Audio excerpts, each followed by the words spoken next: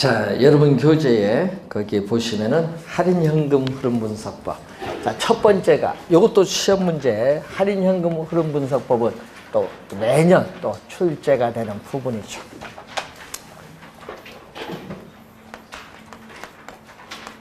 자, 개념이 뭐예요? 개념 하면요, 이 부동산 투자로부터 미래에 예상되는 현금 수입도 있죠.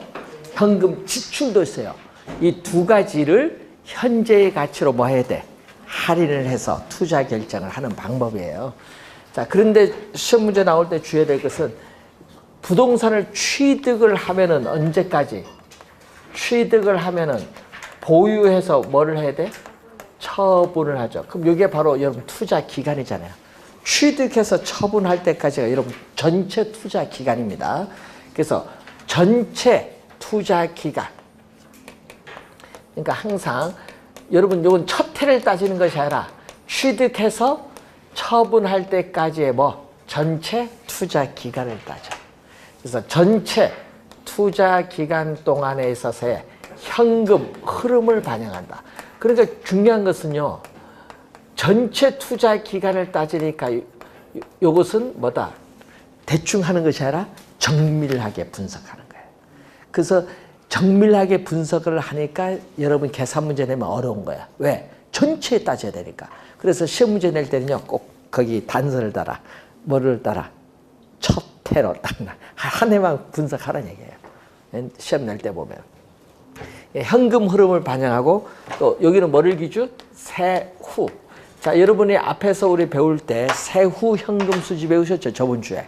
세후 현금 수지, 세후 지분 복귀에. 하여튼 세후입니다. 세전이 아니라 세후 소득을 기준해서 계산합니다. 이 두 가지는 우선 기본적으로 알고 들어가는데 첫 번째 나오는 게 뭐죠? 첫 번째가 순현재가치법. 순현재 가치를 줄여서 뭐라고 하죠? 여러분이 저번 주에 현재 가치를 뭐라고 했죠? 현가. 그래서 순현재 가치법 이렇게 출제하기도 하고 그냥 순현가법 이렇게 출제하기도 해요. 그래서 또 약어도 관련해 또 약어도 써주죠. 순은 뭐죠? 네트. 총은 뭐죠? 그로스. NPV. 관련해 이렇게 또 출제하기도 해요. 순현재가치법 또는 MPV법 관련해 이렇게 적어줍니다. 자, 우선은 개념. 개념도 한 3번 출제했거든요. 자, 순현가법의 개념 한번 봅니다. 자, 여러분 교재. 자, 부동산 투자로부터 장래 기대되는 세후죠. 아까 우리는 세후 소득의 현재의 가치의 합계, 투자의 판단 시점 현재입니다. 현재의 가치의 합계와 처음에 투자 비용으로 지출한 지분의 동그라미. 여러분 총 투자한 금액이 아니라 지분은 뭐죠? 자기 자본이에요. 지분 투자에 지분의 현재 가치의 합계를 뭐한다? 비교를 해서 투자 결정을 하는 방법이에요. 그런데 문제는 이 개념을 수식으로 나타내면 어떻게 되냐? 이 수식이 여러분 28회 시험의 정답 지문. 5개 보기 정답 지문이고 이 지문이 진짜 시험에 많이 내. 요거 모르면 진짜 큰일 나. 올해도 출제할 건데. 요거 모르면 안 돼요. 수식 꼭 기억해야 됩니다. 자, 순현재 가치는 부동산 투자로부터 장래 예상되는 현금 유입에 있어서의 뭐다? 현재 가치. 자, 현금 유입의 현재 가치를 뭐라고 한다? 현금 유입의 현재 가치를 PV. 요걸 우리는 이렇게 써요. 예? 현금 유입의 현가를. 그리고 또 부동산 투자로부터 장래 예상되는 뭐다? 현금 유출에 있어서의 뭐다? 현재 가치. 요걸 뭐라고 한다? I. 되겠죠? 현재 투자한 금액이에요. 자, 요것을 뭐 해준 거? 빼준 것을 우리는 얘기하죠. 근데 시험 문제요. 이렇게 주거든요. 현금 유입의 현가에서 현금 유출의 현가를 뺀 거, 공제한 것을 순현가라고 한다. 이것을 2년 전에 정답으로 물었어. 개념 알면 바로 답이 나온 겁니다. 근데 여러분 시험 문제는 이 현금 유입을요 또 다른 말로 쓰기도 하거든요. 현금 유입을 뭘로? 수입. 17회 시험은요 수입으로 출제했고 현금 유출은 또 뭘로? 돈 나간 거잖아요. 이걸 뭘로? 비용. 17회 시험은 수입, 비용으로 출제했어. 같은 말입니다. 근데 문제는 이렇게 말을 바꾸면요 또 틀렸다 이렇게 생각하시는 분 있어. 자, 그러면 시험 문제 나올 때 항상 주의를 해야 돼. 요 수식은 올해도 출제 예상되는 지문입니다. 그래서 잘 보시고요. 작년에도 나오고 28, 29 계속 나오잖아요. 꼭 기억을 해 두셔야 됩니다. 근데 주의해야 될 것은 또 시험 문제 3년 전에 또 출제된 게 요거 출제했거든요. 자, 부동산 투자로부터 장래 예상되는 현금 유입과 현금 지출을 뭘로? 현재의 가치로 할인을 해줘. 할인을 해야 순년가 구할 거 아니에요. 그럼 할인을 할 때 이걸 출제를 27회도 했고 28회도 했거든요. 할인율로서 뭐를 사용한다? 할인율로서 뭐를? 요구 수익률을 사용한다. 그럼 시험 문제는 이렇게 냈거든요. 할인 현금 흐름 분석법에는 할인율로서 종합 환원율, 지분 배당률을 사용한다 하면 맞아요, 틀려요? 틀렸죠. 아니잖아요. 요구 수익률 사용하지. 지금 요구 수익률을 사용한다. 그래서 28회 시험에도 출제했고 또 27회 시험에 출제 또 했어요. 할인율로서 요구 수익률. 자, 그러면 요 수식 요 두 개만 봅니다. OX 갑니다. OX. 자, 부동산 투자로부터 장래 예상되는 현금 유입과 현금 유출을 현재의 가치로 할인해야 순현가 구할 수 있죠. 자, 그러면은 자, 순현가를 계산하기 위해서는 할인율인 요구 수익률이 사전에 미리 결정되어져야 한다. OX. 맞죠? 아, 여기 미리 결정돼 현재 가치로 할인할 거 아니에요. 할인해야 순현가 구할 거 아니에요. 그렇죠? 그러니까 할인율인 요구 수익률은 사전에 미리 결정되어져야 한다. 예, 우리 출제형 교재에 나온 지문이야. 그게. 여러분 교재는 없지. 예? 예? 그런 걸 이제 이렇게 말로서 출제를 하는 거예요. 이제 시험에 나오면은. 자, 그래서 요 수식을 잘 보고 항상 투자의 판단 시점 무슨 시점? 현재. 또 시험에 내면요, 요거 빼버려. 현가 빼버립니다. 그냥 현금 유입에서 현금 유출을 뺀 것을 순현가라고 한다. 이렇게 또 출제해요. 뭐를 빼버린다? 현가. 항상 현가 빼면 안 돼요. 항상 투자의 판단 시점 무슨 시점? 현재 시점. 자, 그러면 이제 또 하나. 독립적 투자. 자, 여러분 아까 우리 독립적 투자일 때는 순현가가 어떻게 돼? 순현재 가치가 0인데 0보다 크냐 작나? 자, 여러분이 순현재 가치는 뭐를 기준? 0을 기준으로 판단해. 뭐가 아니다? 1이 아니다. 1이 아니라 0. 그 왜 0이냐 하면요. 빼준 거니까. 여기 빼준 거니까. 예? 여기 빼준 거니까 0을 기준으로. 그럼 0보다 크면 어떻게 돼요? 현금 유입의 현가가 현재 투자한 금액보다 크거든요. 그러면 투자를 할다니까. 돈 들어온 게 더 많은데. 예? 투자를 채택을 해요. 0보다 작으면요. 현금 유입의 현재 가치보다 현재 투자한 금액이 더 많아요. 그럼 손해보잖아요. 그럼 투자 안 하지. 그럼 이때는 투자가 이루어지지 않는다. 요거 판단. 그러니까 뭐를 기준? 요 빼준 거기 때문에 뭐를 기준? 0을 기준. 0을 기준으로 판단하는데 또 여기서 또 뭐가 나오죠? 상호 배타적 투자. 여러분 부라는 건 앞으로 부는 요거죠. 웰스. 재산을 말합니다. 웰스. 재산. 뭐? 부. 자, 웰스. 재산. 부를 말합니다. 그래서 이 부의 극대화 원칙. 재산을 극대화하는 원칙이에요. 극대화하는 원칙에 따라서 어떻게 된다? 항상 판단 요걸 해야 됩니다. 투자가 이루어지는 거 있죠? 항상 투자를 하는 거. 투자가 이루어지는 거 여기 들어옵니다. 자, 순현가가 0보다 뭐 큰 투자한 중에서도 순현가가 뭐 가장 큰 걸 선택해. 그럼 나머지는 뭐다? 배제시켜. 순현가가 가장 큰 투자를 선택하는 게 상호 배타적 투자 아니다. 243페이지에 디귿의 B에 나와 있죠. 가장 큰의 밑줄. 자, 그리고 할인율로서 뭐를 사용한다? 요구 수익률인데. 자, 그런데 여러분이요, A 투자안, 여러분 A 투자안의 순현가가 1억이에요. 그리고 B 투자안의 순현가가 2억이다. 그럼 두 개 더해주면 얼마 나와야 돼? 3억이 되죠. 그럼 3억이 되느냐 얘기예요.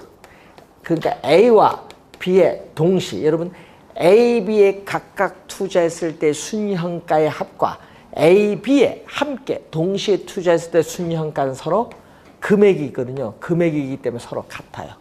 1 더하기 2는 3이 돼요. 3억이 되는데 이걸 뭐라고 하죠? 우리는 가치를 우리는 가산 또는 합산 더해준 거죠. 더해줬다. 가산, 합산, 가산의 원리. 가치, 가산의 원리가 뭐한다? 성립을 해요. 그러면 가치, 가산의 원리가 성립한다는 것은 투자자. 여러분 가치, 가산의 원리가 성립한다는 것은 투자자의 부, 재산, 투자자의 부를 뭐다? 항상 뭐를 한다?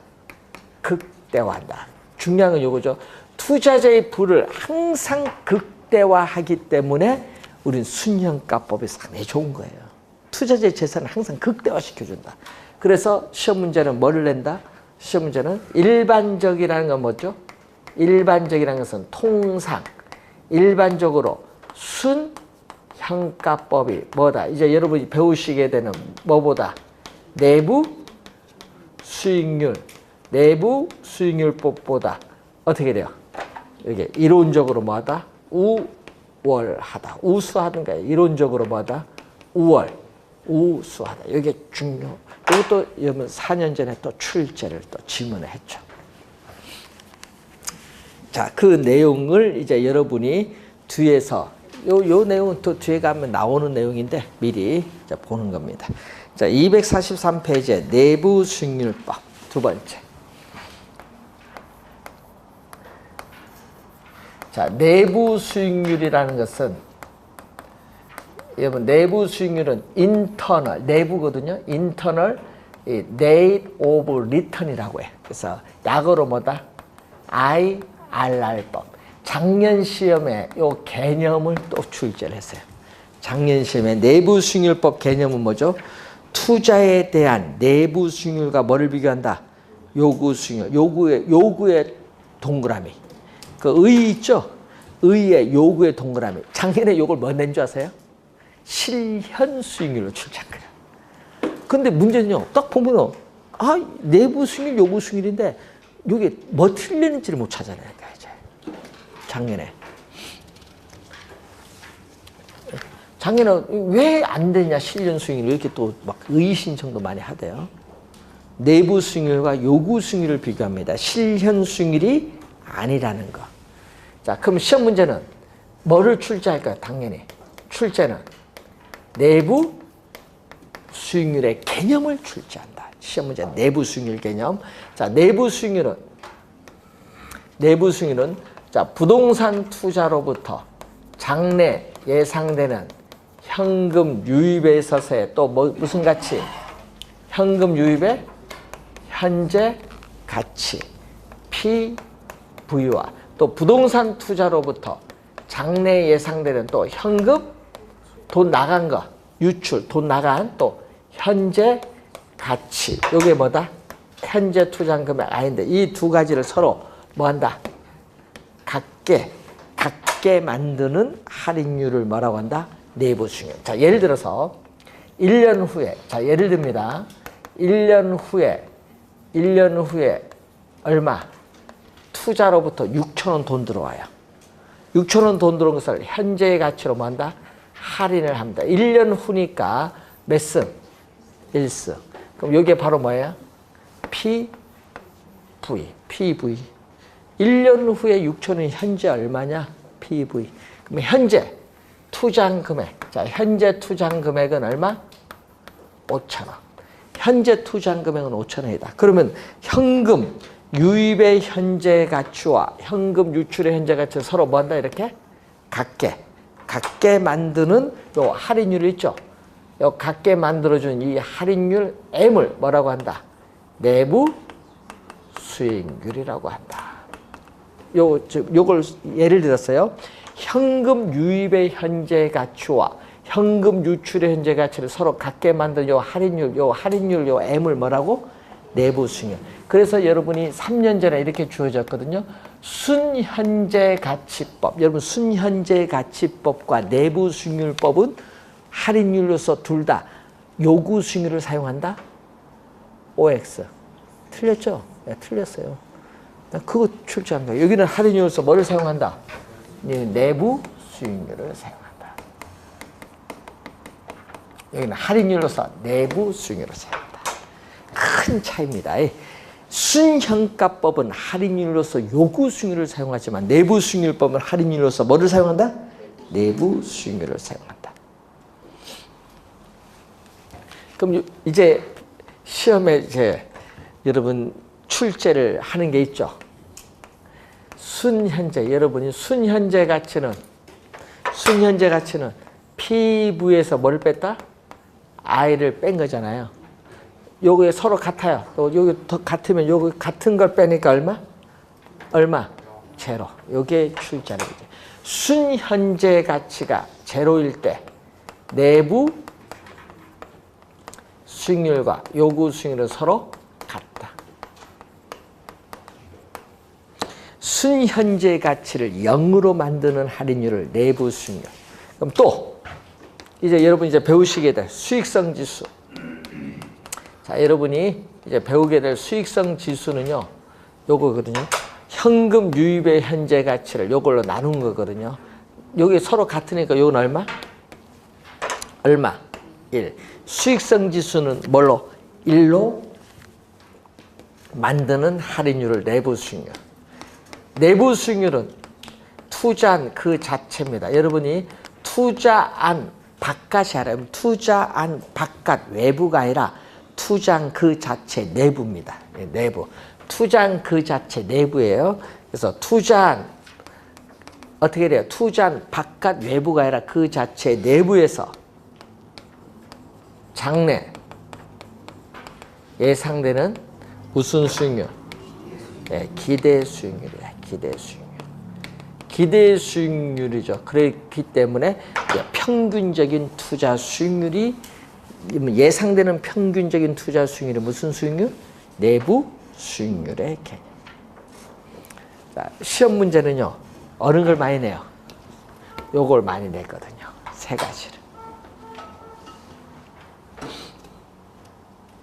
자, 그러면은 또 독립적 투자일 때는 어떻게 돼요? 독립적 투자일 때는 여러분 내부 수익률이 무슨 수익률? 기대 수익률이고 이 요구 수익률과 비교를 하는데 뭐보다 이게 크냐? 여러분 기대 수익률이 요구 수익률보다 크면은 투자를 뭐 한다? 채택을 하죠. 또 이건 작으면 투자가 이루어지지 않는다. 이런 건 여러분이 이미 배우신 내용이잖아요. 내부 수익률은 기대 수익률입니다. 그런데 또 상호 배타적 투자입니다. 이때는 또 뭐일 경우? 요거 투자가 이루어지는 거 요겁니다. 자, 내부 수익률이 요구 수익률보다 큰 투자안 중에서도 내부 수익률이 가장 큰 투자안을 선택한다.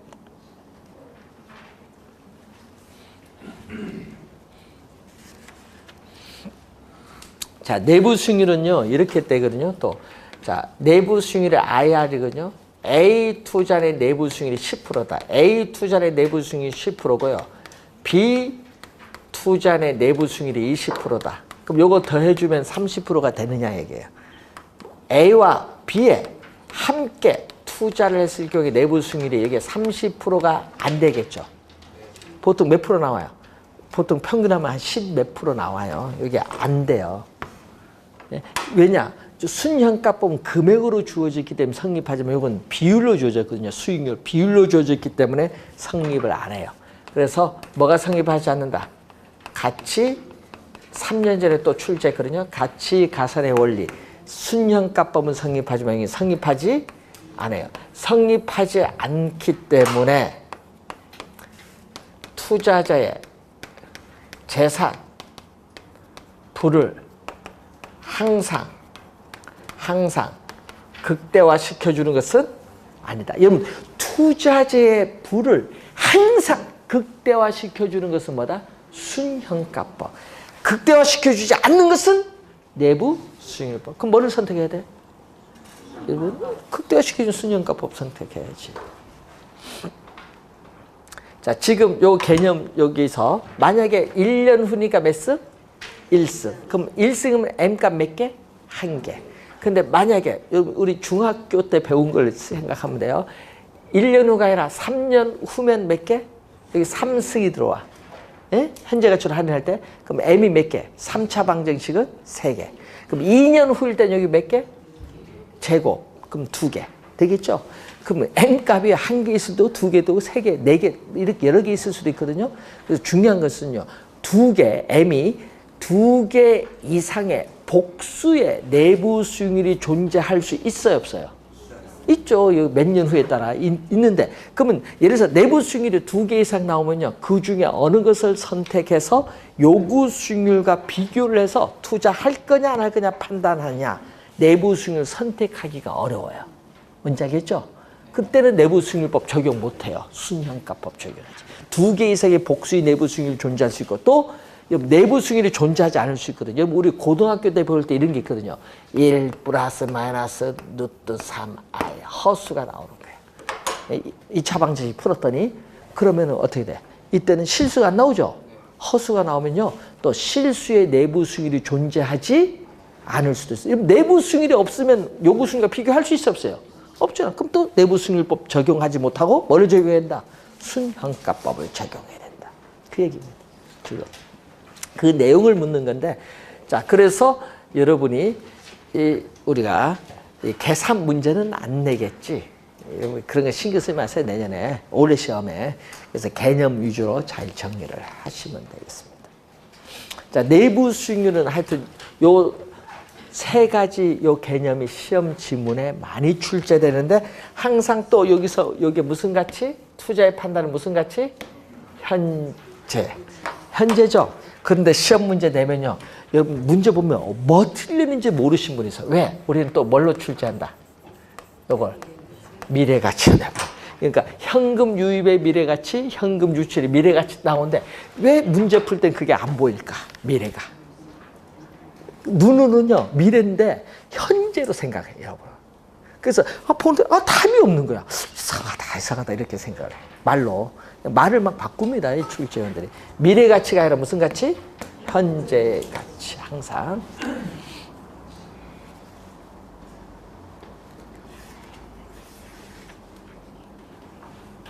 자, 세 번째는 뭐죠? 수익성 지수법.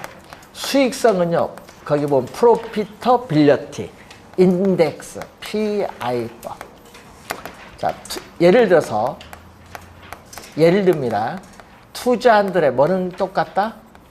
순현재 가치는 같아요. 자, 예를 들게요. 자, 예를 들면 이런 얘기입니다. 자, A 투자, B 투자, C 투자. 제가 예를 든 거예요. 이때 순현재 가치는 얼마? 1억, 1억 똑같아. 그럼 1억은 0보다 크죠? 순현재 가치가 세 개가 다 0보다 크죠? 그럼 투자를 선택하죠, 3개. 근데 어느 걸 선택할까요, 여러분은? 여러분 어느 선택할까요? 고민할 것은 어느 걸 선택 모르잖아. 다 선택은 하는데 어느 걸 선택할지 몰라요. 이때 뭐가 주어지냐면 투자 금액이 있어. 자, 투자 금액 A는 10억을 투자했다. B는 15억을 투자했다. C는 20억 투자했다. 그럼 여러분 상식적으로 어느 걸 선택할 거예요? A. 아, 이제 답이 나오네. 근데 왜 실배는 여기 못 풀까요?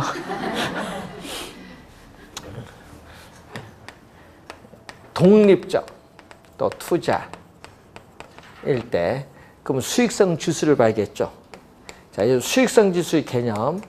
자, 시험 문제 내면요. 아까 늘 얘기지만 분모 분자를 너무 잘 틀려요. 자, 분모 분자를 잘 봐야 돼. 수익성 지수는 여기 뭐냐? 현금 돈 들어온 게 뭐다? 분자. 분모는 돈이 나간 거. 시험에 낼 때는요. 여기 유출 유입을 바꿔서 출제를 해버려요. 근데 내면요. 분모 분자를 여기 몰라서 틀려요. 그래서 현금 유입의 뭐죠? 현재 가치 뭐다? PV를 현금 유출에 있어서의 뭘로? 현가, 현재 투자 금액 나눠요. 즉 현재 투자 금액 1원, 현재 투자 금액 1원당 미래에 예상되는 현금 유입의 현가가 얼마냐 이걸 보는 겁니다. 분모 분자로 주어지면 0 갖고 아닙니다. 분모 분자로 주어지면 뭐 갖고 판다? 1. 여기에 0이 아니라 1이야. 분모 분자로 주면 0이 아니다. 0이 아니다. 1. 순현가는 0을 기준. 수익성 지수는 뭐를? 1을 기준. 분모 분자 비율로 주어지면 1입니다. 0 되면 이거 곱해봐야 0이잖아요. 그러니까 안 되니까 1을 기준. 자, 1을 기준으로 했을 때 1보다 뭐다? 큰가? 뭐한다? 작은가? 자, 1보다 크면 어떻게 돼요? 현금 유입의 현가가 현재 투자한 금액보다 크죠? 이때는 투자를 뭐한다? 채택을 해요. 투자가 이루어지고 또 이것은 현금 유입의 현가보다 현재 투자한 금액이 더 많거든요.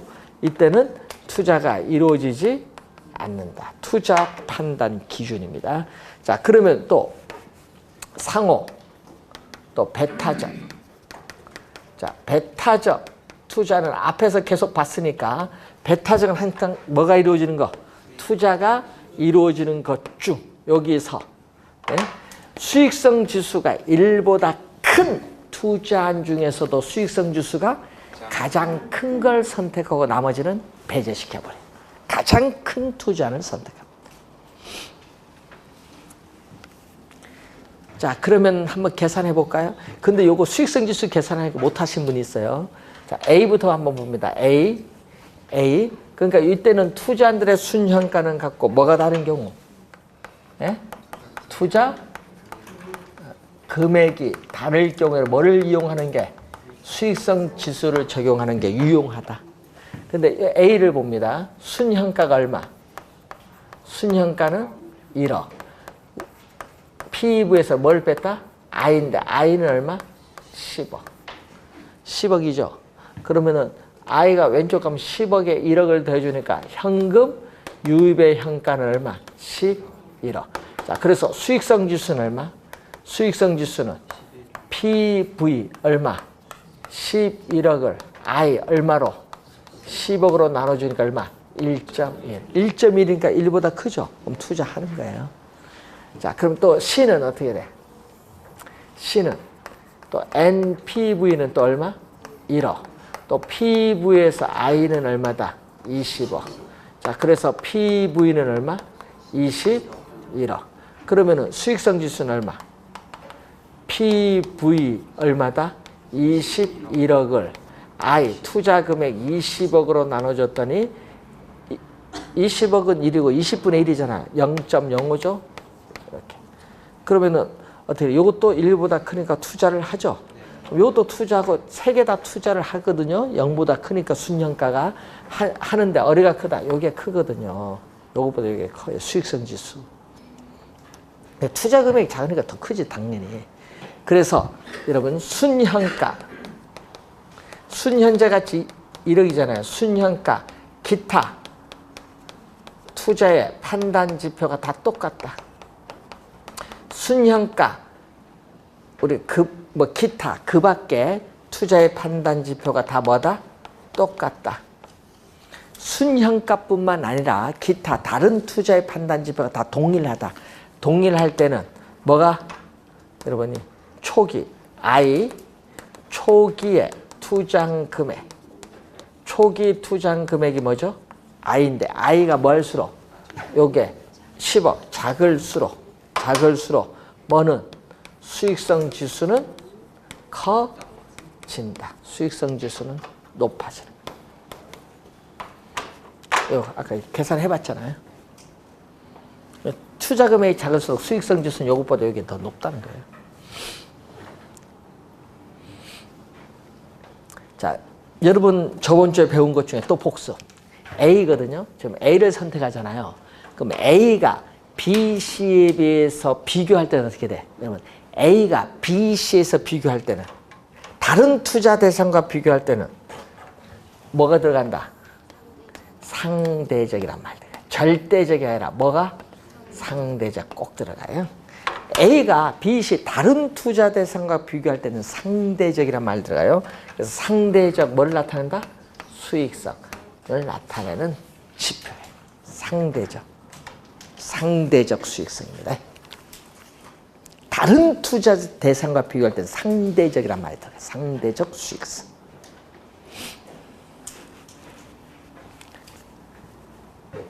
그러면 시험 문제 낼 게 뭐 정해졌죠? 순현가의 개념, 내부 수익률의 개념, 수익성 지수의 개념, 투자할 거냐 안 할 거냐 판단 기준. 아까 특징 몇 개 설명했죠? 이걸 가지고 출제. 그럼 요건 할인율을 뭐죠? 요걸 현재 가치로 할인하는데 이것도 뭐? 할인율은 요구 수익률 설명해. 순현가법을 응용한 거거든요. 그래서 할인율로서 요구 수익률하고 또 비율이잖아요. 분모분자 비율로 주어지면 가치 가산의 원리가 비율로 주어지면 성립하지 않습니다. 비율로 주면 성립하지 않아요. 그래서 수익성 지수법은 순현가법을 응용한 거기 때문에 할인율로서 요구 수익률을 사용하고 또 비율로 주어지니까 가치 가산의 원리도 성립하지 않습니다.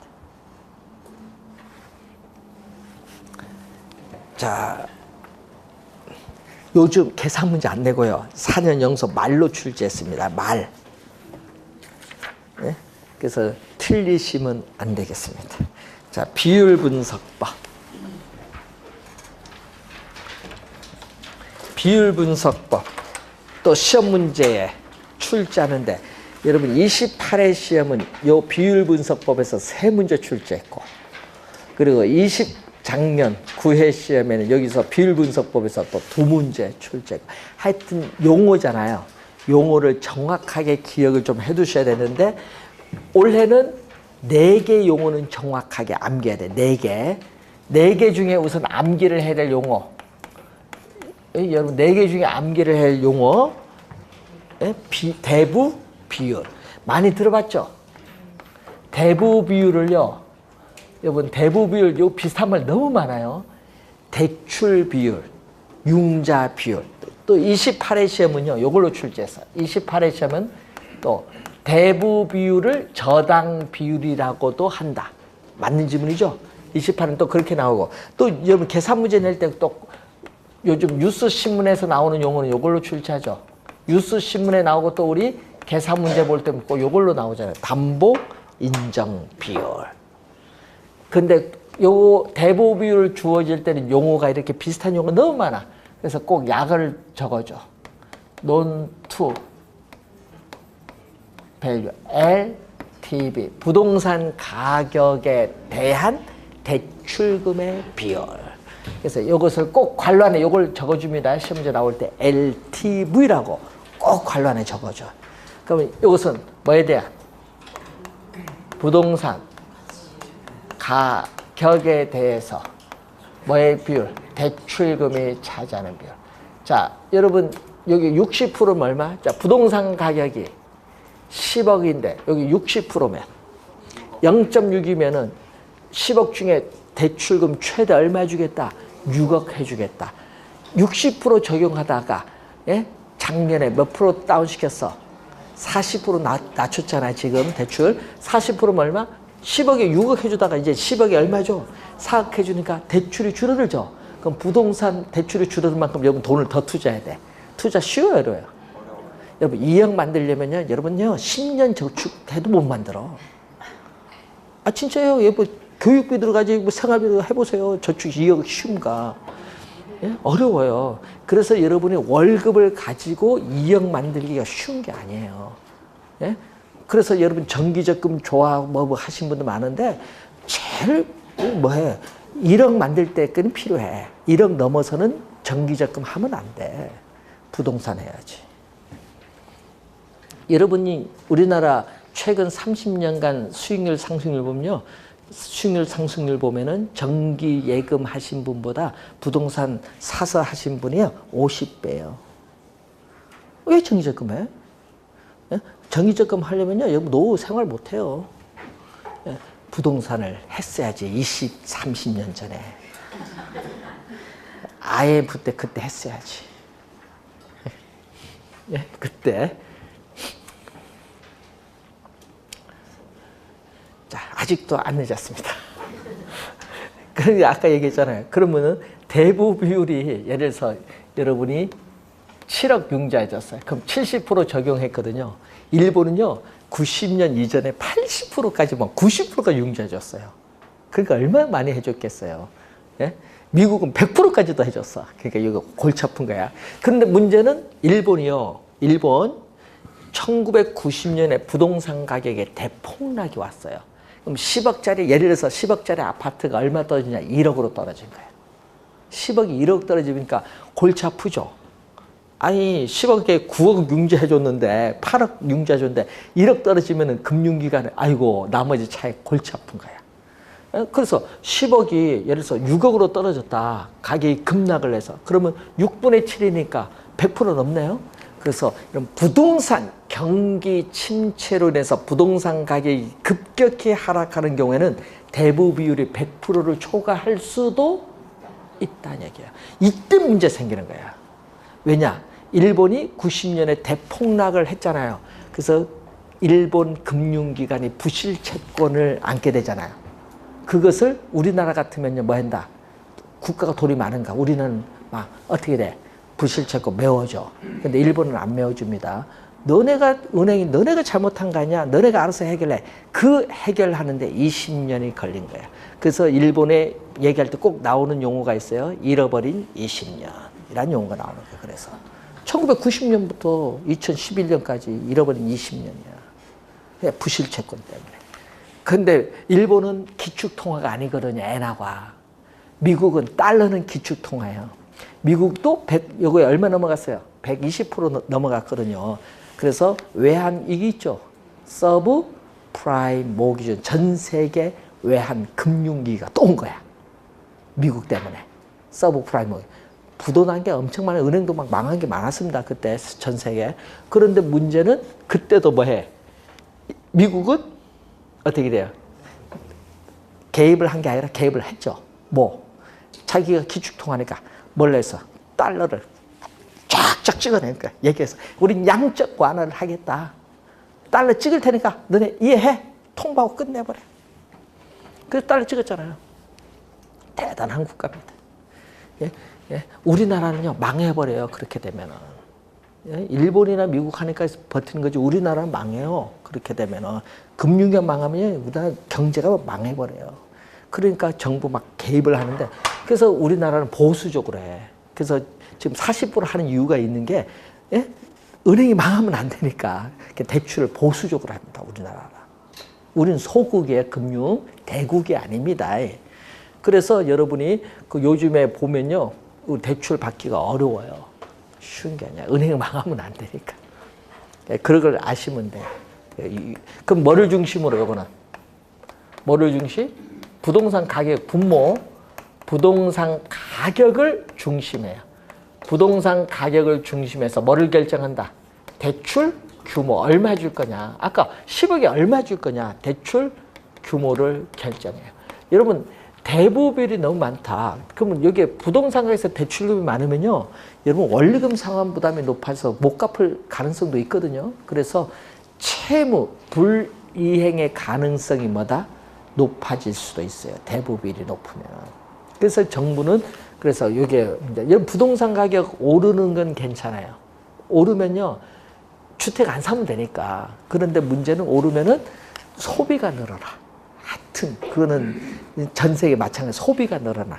자산 가치가 늘어나니까 융자를 더 봐, 소비를 더 해버려. 예? 근데 떨어지면 이제 골치 아픈 거지. 떨어지면 뭐해? 소비도 줄지만은 또 돈 갚아줄 돈이 많아. 여러분 전세 같은 거 이렇게 보면 우리나라. 그래서 부동산 가격이 오를 때보다 급락할 때 우리나라는 더 큰 문제가 생겨. 지금 문제 좀 있으면 생길 거예요. 예? 그래서 부동산 가격이 너무 떨어져도 안 좋아. 그러니까 적정하게 가는 게 좋은데 오르는 건 그래도 좀 소비가 늘어나는데 너무 떨어지면 문제 있어요. 그래서 지금 여러분이 부동산 가격 너무 급락하는 것도 겁나는 거예요. 금융기관 부실로. 그래서 요즘 하여튼 문제가 많아요. 이게 대부분 올해 매년 출제되는 용어. 근데 매년 출제가 되는 용어인데 또 하나가 있어. 거기 보면 부채 비율. 자, 여러분 지렛대 효과 배우셔요. 우리 지렛대 효과 배울 때 부채 비율 용 하나 배웠어요. 부채 비율은 뭐죠? 총 투자 금액 중에서 남의 돈 얼마 이용하냐에 따라서 뭐가 달라져? 내가 투자 금액이 달라지는데 여러분 28회 시험에 요거 출제를 했더니 분모 분자 몰라서 틀린 분 많았어요. 뭐에 대한? 자기 자본은 지분이고 타인 자본은 부채. 요걸로 출제했거든요. 그럼 지분에 대한 부채 비율이죠. 근데 28회는요. 부채에 대한 지분의 비율로 출제해. 그게 틀린 질문 정답이었습니다. 한글 말로. 근데 문제는 분모 분자를 몰라서 틀린 거야 이게. 자, 여러분 이런 게 있거든요. 여러분 우리 대차대조표가 명칭이 바뀌었거든요. 대차대조표를 뭐라고 해요? 재무상태표. 작년 시험에 프로젝트 파이낸싱에서 재무상태표 딱 했거든요. 작년에 저 마지막 특강할 때 얘기해 줬거든요. 재무상태표가 대차대조표다. 네? 바뀌었거든요, 용어가. 자, 여기 자산, 여기 차변이고 이쪽은 뭐다? 대변. 차변, 대변은 항상 같아요. 여기 뭐다? 부채. 여기 자본. 요거예요. 이 차변과 대변은 항상 같아요. 이 자산은 뭐와? 부채와 자본의 합. 요거는 항상 성립을 합니다.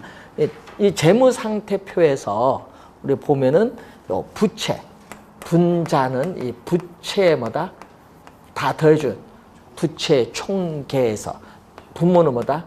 우린 자본, 자본금이죠. 자본의 총계를 얘기하죠.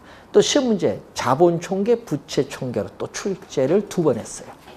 예? 요걸 또 하고 요것도 하고 하여튼 잘 확인해 두셔야 돼요. 요거. 자, 부채 비율 요즘 뉴스 보세요. 뉴스 보면은 부채 비율을 200% 이하로 기업은 낮춰라 하거든요. 200% 이하 낮추려면 내 돈이 1억이면 남의 돈 얼마? 2억이란 얘기예요. 예? 200% 이하로 낮춰라 얘기입니다. 그러면은 자, 그러면은 이제 여기서 대출금이 주어졌어요. LTV 부채 비율이 있어요. 자, 그럼 한번 예를 들게요. 자, 부동산 가격이 얼마? 10억. 10억인데 2억 융자 받았어요. 그럼 10억에 2억이니까 얼마? 대부 비율은 20%. 그러면 남의 돈은 2억이야. 10억 중에. 그럼 내 돈 얼마?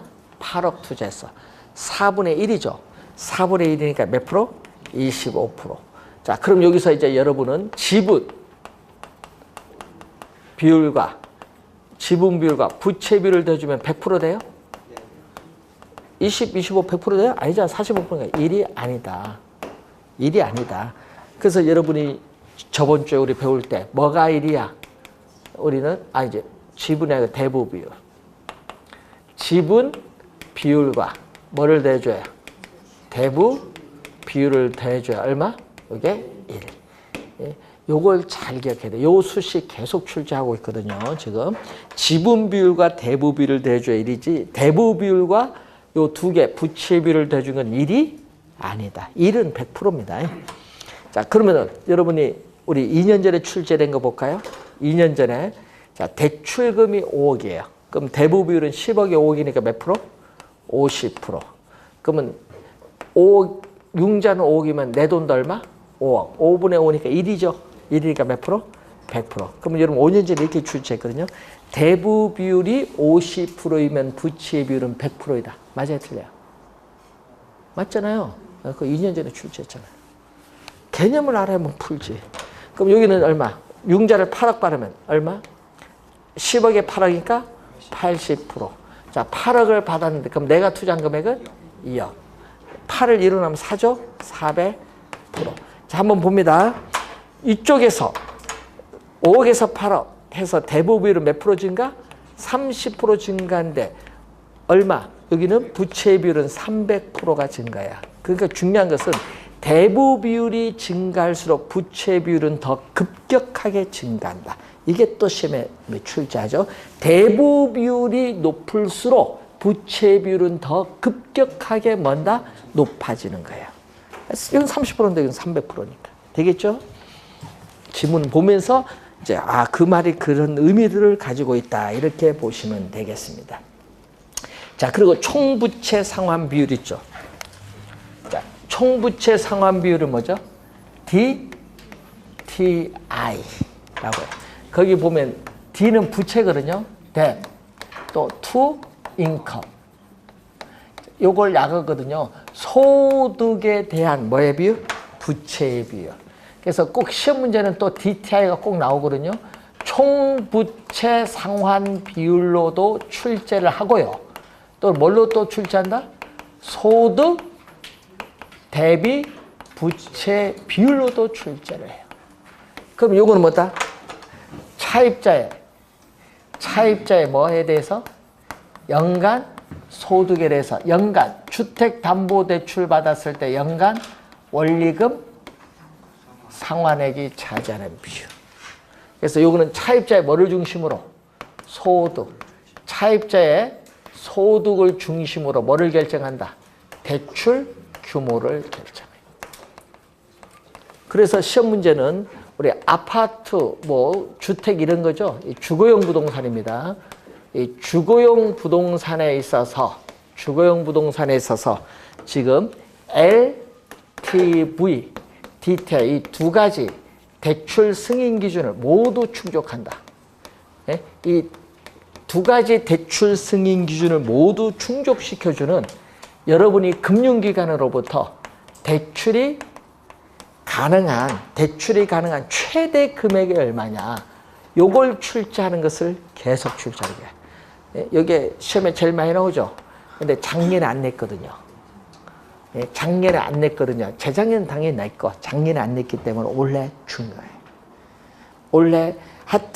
올해 시험에 대출 가능한 최대 금액 얼마냐 이걸 모르면 안 돼. 원래 출제 예상되는 중요한 문제. LTV와 DTI를 이용한 대출 가능한 최대 금액 얼마냐 이런 게 있고 또 매년 출제되는 용어가 있어요. 자, 매년 출제되는 용어.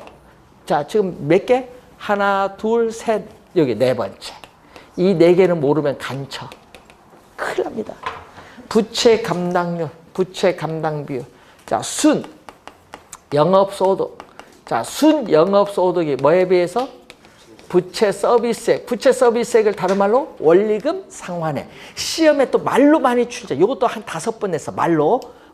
1보다 큰가? 1보다 작은가? 이걸 출제. 28회도 나왔지만은 시험 문제 24회, 26회, 28회, 17회 하여튼 요거 말로 5번. 계산 문제 말고 말로만. 엄청 많이 나옵니다. 자, 요거 해석, 요걸 알아야 해석됩니다.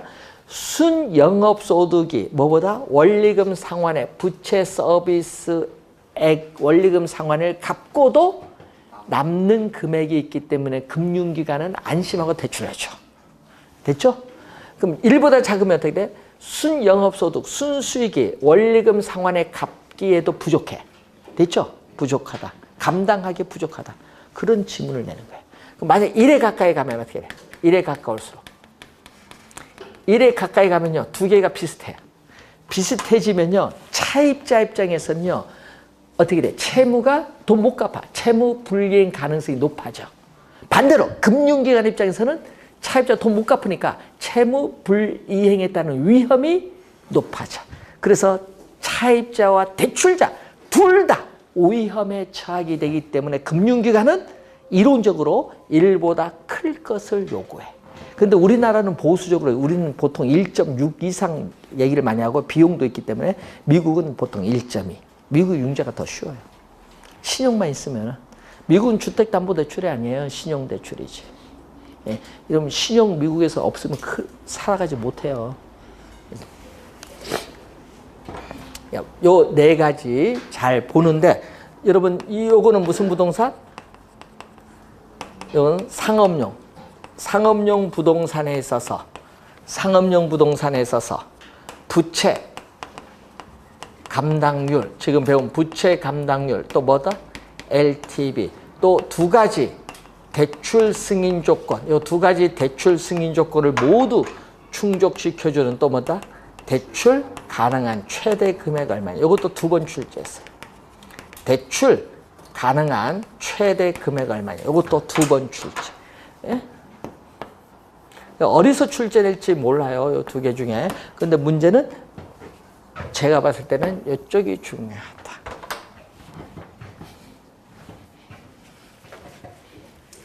자, 여러분 교재 249페이지에 총자산 회전율은 설명을 어림세법에서 했고, 채무 불이행률, 이거 작년에 출제 또 29회 했는데, 채무 불이행은 디폴트, 돈 못 갚는 거거든요. 그래서 채무가 불이행될 가능성을 나타낸 비율인데, 분모 보세요. 분모는 돈 들어온 거거든요. 공시를 감안한 임대료 수입인 유효 총소득이고, 분자는 돈 나간 거예요. 부동산을 운영하는 데 드는 영업경비와벌을 대출금에 대한 원리금 상환액 더해주면 돼요. 그러면 채무 불이행률을 높일수록 어떻게 돼요? 채무가 불이행될 가능성은 점점 커진다. 여러분, 채무 불이행률을 다른 말로요, 여러분 28회 시험은 또 이걸로 출제했대요. 손익분기율. 채무 불이행률을 손익분기율이라고도 한다. 그럼 손익분기율을 뭐라고 줄임말인 줄 아세요? 손익분기현금수지 비율을 줄여서 손익분기율. 자, 그리고 거기 영업경비비율이 있어요. 자, 분모는 조소득, 총소득에 대해서 영업경비가 차지하는 비율인데, 이 값이 뭐 할수록 좋아요? 낮을수록 기업의 수익성, 생산성은 뭐다? 높아진다는 그런 내용입니다.